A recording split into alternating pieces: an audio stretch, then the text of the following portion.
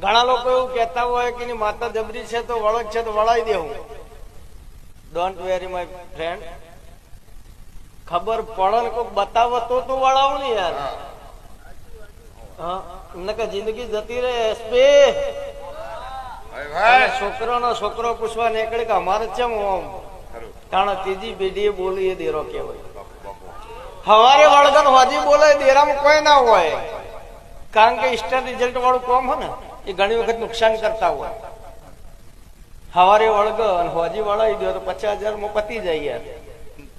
પણ ત્રીજી પેઢી બોલે એ દાળ ઘરમાં અનાજ ખાવા ના વધ, 600 ગ્રામ ચોખા નો વેત ના વધ, એ દાળ અમે દેરામ કઈ 600 ગ્રામ માં એક દોણું ઓછો છે ને તો નહીં ચાલે. એ હિસાબ અમારો હો. ઉદેવ નું કામ કર દેવનું હો.